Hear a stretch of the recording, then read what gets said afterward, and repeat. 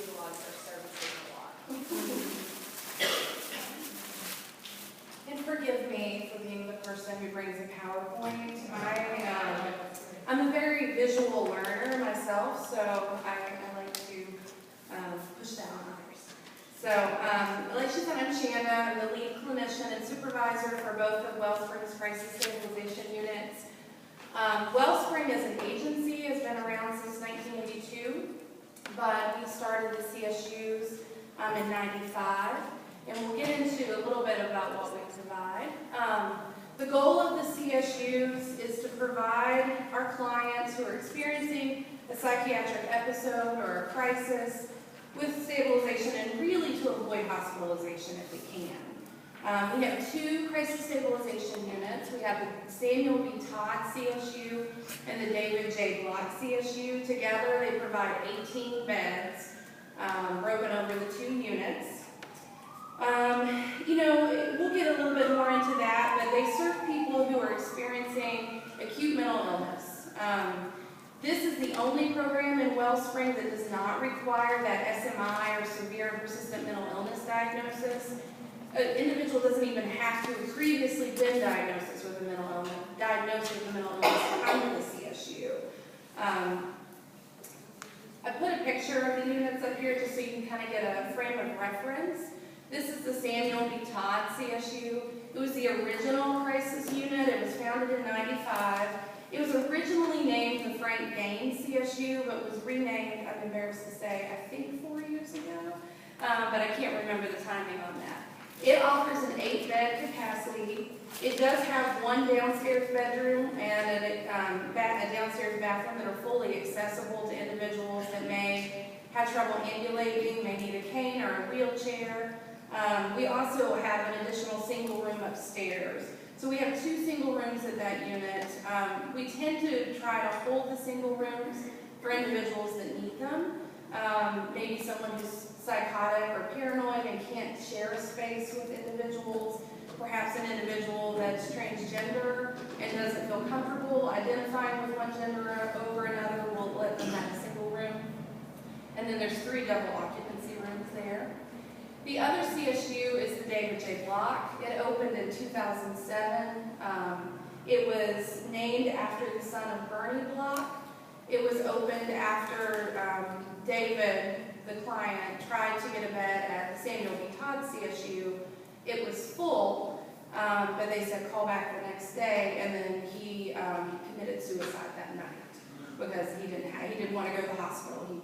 He really, really hated hospitals, but felt safe at the CSU. So his father, Bernie Block, did a lot of fundraising, a lot of advocating in Frankfurt, and raised the funds to build this CSU, which opened. It has a 10-bed capacity. It has 2 downstairs beds, but they are in a shared bedroom. And it's fully wheelchair accessible as well, as is the bathroom. It also has an additional single room upstairs and then 3 double occupancy rooms as well. Okay, so in terms of the services that we provide services to adults only. I didn't put that on the slide, but 18 and older and out of high school. If they are 18 but still in high school, they still qualify for the child CSU because they have to get school services while they're admitted. We provide assessment and medication management while all the clients are at the CSU, and we do that through a psychiatrist and a psychiatric nurse practitioner on staff. There's 24/7 staffing.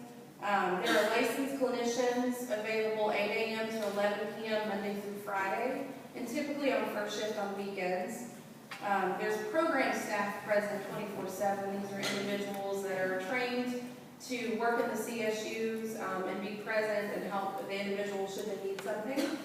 We provide individual therapy twice a day. We provide group therapy 3 to 4 times a day. There's peer support specialists there, and they provide individual sessions, referrals to appropriate resources, and group therapy.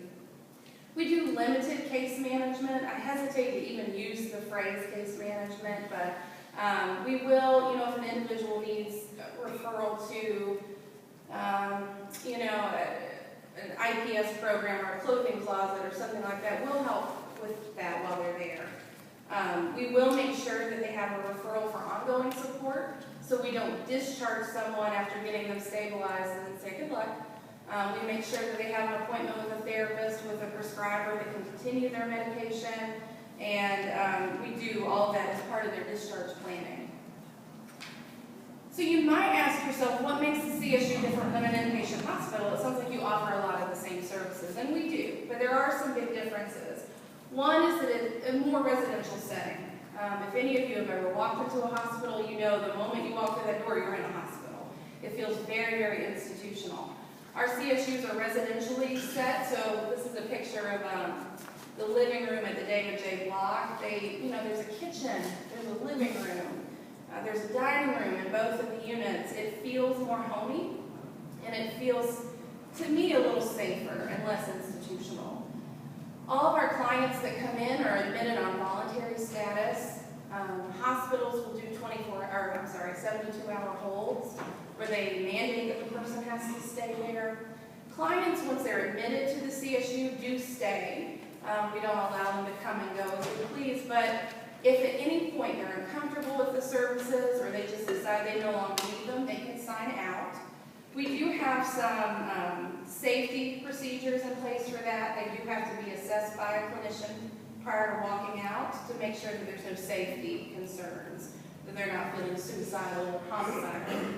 We also only allow them to take 72 hours worth of medications with them at that moment. They can come back after 72 hours and pick up the rest of their meds, but we just want to make sure that they're safe. We don't use seclusions or restraints at the CSU like a hospital might. We provide more therapy. There are 4 group sessions a day and 2 individual sessions a day. So we're talking up to 6 hours of therapy a day. We have smaller milieux. Hospitals typically admit 20 to 25. We have a capacity for either 8 or 10. Our average length of stay tends to be a little bit longer than hospitals. Our average last fiscal year, I believe, was 8.8 days versus hospitals, which tend to be about 3 to 5. And this is really big with clients. I don't know how you feel about smoking, but we do have a smoking area at both of the CSUs, and that really makes them happy. And even if they don't smoke, we do have an outdoor space, so they can go outside, get some fresh air. Sometimes, especially if you're having a lot of anxiety or you're feeling trapped, just walking outside and feeling that sun feels really good. So to make a referral to the CSU, they can come from any source. We take referrals from inpatient units a step down, so if you have a client that's in the hospital, that they're going to discharge, but you feel like needs a little bit more support, we can go and see them in the hospital. We get a lot of referrals from emergency rooms, especially emergency psychiatric services at U of L. Outpatient providers, therapists, case managers, family members can refer. We even take self-referrals. Now, we do prefer that referrals come from professionals, someone that knows the client, that can speak to what their baseline might be and how they're presenting now and what services would be helpful. If you do make a referral, if you have any collateral information, case notes, therapy notes, doctor's notes, that's helpful, and we ask that that be faxed to us. But, if a client's in crisis, they found our number, they give us a call, we're going to serve them if they're appropriate. Referrals are taken 24 hours a day, but as of right now, assessments and intakes are limited to these hours. Monday through Friday, it's 8 a.m. to 9 p.m., and Saturday, it's 8 a.m., or Saturday and Sunday, it's 8 a.m. to 1 p.m. Now, we are working towards having extended hours on the weekend. I would really love to be able to see us have assessments and intakes 24/7. We're not there yet, but it is a goal that I have. In order to come into a CSU, a person has to be medically stable. We don't have a doctor on site 24/7. We do have an on-call access to our doctor 24/7, but he's not on site, and the nurse practitioner is not on site all the time. So if someone, and medically stable is subjective, but if a person's on oxygen, but they're stable, we can take them. If they're on oxygen, they've required an ICU admission twice in the last month, let's talk a little bit more about that. I didn't put it up here, but substances aren't necessarily an issue if they're detoxing. Now, if it's alcohol or benzos, we're going to probably send them to the ER to get cleared. But anything else, amphetamines, opioids, marijuana, detoxing. We don't provide detox management in terms of medication-assisted detox, but we do allow them to be there. I would venture a guess that about 75% of our clients that come in are dual diagnosis with substance and mental illness, so if we said no to everybody detoxing, we wouldn't have any clients. They have to be able to admit on a voluntary status, meaning that they can contract for safety. If a person is feeling suicidal and has plan and intent, that is not an appropriate referral for us. If someone's feeling suicidal and is thinking about overdosing on their medications but really doesn't want to, that's appropriate. We can take those medications. All medications are locked up. We will check in on them regularly, talk to them, make sure that they're feeling okay. We do assessments, self-harm assessments daily, multiple times a day if needed. But they have to be able to maintain safety. They also have to be able to live in a communal setting. That means not get aggressive with other people. That means being able to complete their own hygiene and feed themselves. They have to agree to treatment, and that's a huge one. We get referrals from clinicians that want their client to come in, who think their client needs that service, so the client doesn't want it. And because we're voluntary, we really can't force that on them. And they need to be experiencing a psychiatric crisis. Now, I define crisis as a person themselves defines it, so my crisis may not be your crisis, and their crisis may not be mine. But, you know, if they say that they're in crisis, I'm gonna roll with that. It can look like a lot of different things. It can look like mania, anxiety, depression, psychosis, suicidal thoughts, maybe trauma-reactive symptoms. Maybe they've had trauma in their past and something has triggered it recently, and they don't feel safe at home. That's a perfect example of someone coming in to the CSU. Referrals can be made to us over the phone on the referral phone number, which I'm going to give to you. If they're inpatient, we tend to go to the units to see them face-to-face. I have, I think, been inside all of the units. I've been to Wellspring several times across the river, so we'll go to any of the local inpatient units. We don't currently allow for clients to walk in to be assessed. That's because we don't have a safe space to do that currently, but we are working on that. If there's a complicated medical situation, we may need to talk about that further. It may just mean we need to call their PCP. Maybe they're diabetic, but they are out of insulin. We'll coordinate with you to get that before they come in. We triage all of our referrals by the time you call. Sometimes, not often, but we are full, so we will create a waiting list and we just go in the order the calls come. We strive to make contact within 1 hour of the original call. Now, the way that referrals work at the CSU is our clinicians who are providing the therapy are also the ones screening for assessment and admission. So they may be in with a client at the time you call. We will call back. I would say if you haven't gotten a call back in about 30 to 45 minutes, call again. If you still don't get a call back in the next few minutes, call me directly, and I'll make sure that your referral is assessed. We strive for admission on the same day as well. Now, if we've had 6 referral calls and 6 admissions that day, we can't, I mean, there's a volume cap there for us, and we may have to delay admission by 1 day, but we strive to get them in within 24 hours. I have, and it's on the table when you all can grab it on the way out, I've given you a copy of the referral form that we use, and it's the basic information that we ask for. If you don't have all this information, that's fine, but it's just kind of a frame of reference for you all to see what kinds of questions we ask. So if someone's admitted to the CSU, people often ask, well, what can they bring? We ask them to bring about 5 to 7 days worth of clothing. I put an asterisk up there because some people don't have 5 to 7 days worth of clothing. Some people only have what they're wearing. Some people are coming from the ER, so they don't have time to go home safely and get their belongings. We do have a clothing closet at both CSUs. We can lend them items while they're there. If they have a cell phone, they are allowed to bring that with them. They can use it on the unit. We do put them in the office between 11 p.m. and 7 a.m. That's mostly because if they're like me, they stay up and play on their phone all night, and we like to promote good sleep. And it also helps their roommates sleep too. They can bring hygiene products. We also have those available, toothbrushes, toothpaste, deodorant, shampoo, all of that is available if someone doesn't have it or doesn't have an ability to go get it.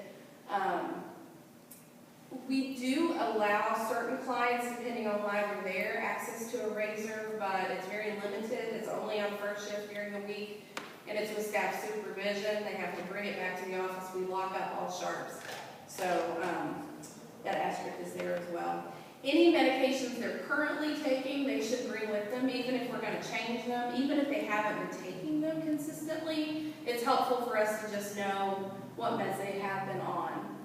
If they have a comfort item, I always encourage people to bring those. Maybe there's a blanket or a book or a stuffed animal or something that helps them. They are welcome to bring that. We don't have Wi-Fi, so we warn them about that up front, but we also provide all the linens, and I tell clients that at time of referral. You don't need to bring any of that, but if it makes you feel safer, then you're welcome to do so. Once a client gets admitted to the CSU, we process them through what we call a bedbug protocol.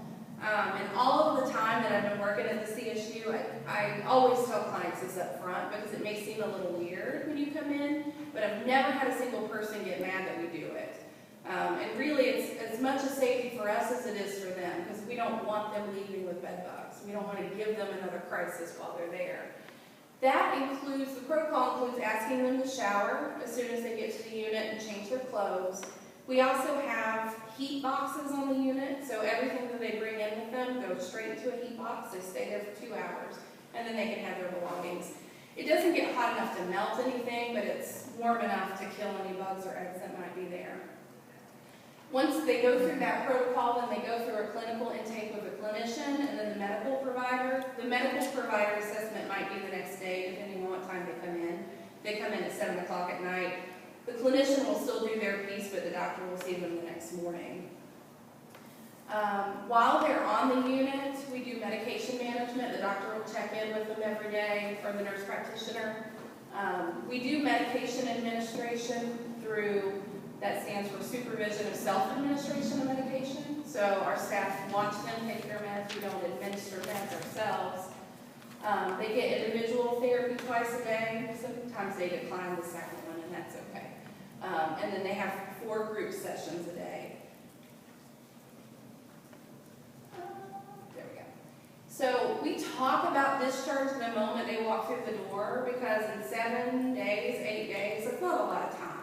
So we want to know when they come in, what are you going to feel like when you think you're ready to leave? Like, what are we working towards? Do you want to have less nightmares? Do you want to not be suicidal anymore? We paint that picture, and then we work very hard while they're there to get there. We also talk about, where are you going to go when you discharge? If they have home, oftentimes it's, I want to go home. Sometimes it's, I'd like to go to substance treatment after here. Some of our individuals are homeless and they need help connecting with housing resources in terms of the shelter system. We talk about that from day one so we can make those plans. 7 days is not a long time to put this together for a client. We will connect them to an outpatient provider. If they're open with a provider, maybe Centerstone or a private psychiatrist, and they want to maintain that relationship, we make those appointments. If they're not open somewhere, we talk about options based on insurance. If they are open somewhere and they want to change, we help them facilitate that as well. All of our appointments are typically within 2 weeks of discharge. Occasionally, a doctor might be on vacation and it's bumped out 3 weeks, but we make sure that we get them an appointment. We will refer them to appropriate resources if they want more information about housing services in Louisville, or just anything that they may need. We'll make those referrals. We don't do direct housing placement out of the CSUs, and people sometimes think we do because we're connected to Wellspring, which is a housing agency. We can connect them with our intake coordinator, with our outpatient services, who can walk that journey with them. We don't have any immediate housing available to place clients in. We typically will give a month's refill at time of discharge. They take all of their medications with them when they leave, but we'll typically give a refill. Because what we noticed for a long period of time, we were discharging people they would have that initial appointment, but it wouldn't always be with a doctor. It might be with a therapist to open for services, and then they had to wait another 3 weeks to see the doctor. And they were running out of medication, and then we were causing the cycle of crisis to start over. So our providers, typically when they discharge, will just say, what pharmacy do you want them sent to? We'll give them a refill and kind of help fill that gap. All right, so here's just some information about the last fiscal year with the CSUs. We served 514 folks. 93% of them were able to avoid the hospital, which I think is fantastic myself. 88% had a reduction in depressive symptoms, so 88% of the people who came in for depression indicated they had a reduction.